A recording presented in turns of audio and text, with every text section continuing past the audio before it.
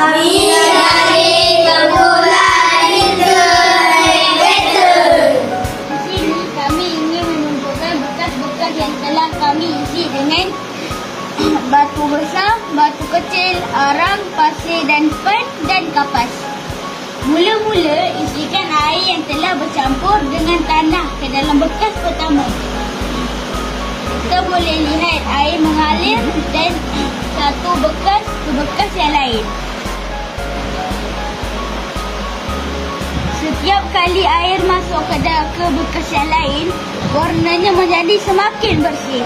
Akhir sekali kita dapat lihat air yang keluar di proses air bersih dan jelas dari sebarang kotoran.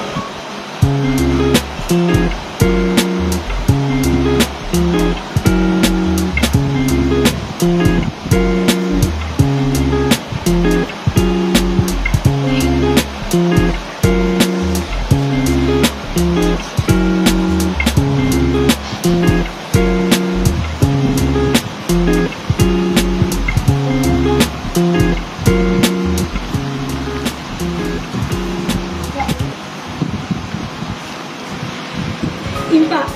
Kesan daripada pemerhatian ini jelaslah proses penapisan ini berjaya dengan cepat setiap kali melalui setiap bekas yang diisikan batu, arang dan kapas. Jadi kami dapat memahami cara penapis air berfungsi.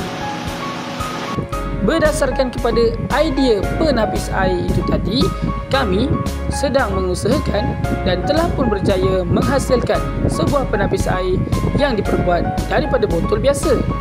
Ia menggunakan botol-botol daripada bahan terpakai dan bahan-bahan yang digunakan sebagai penapis air juga adalah bahan-bahan yang mudah didapati dan tidak memerlukan kos. Malah hasil yang terhasil nanti boleh digunakan untuk menjalani kehidupan harian seperti membasuh kereta, menyiram tanaman dan banyak lagi aktiviti-aktiviti yang tidak melibatkan makan ataupun minum.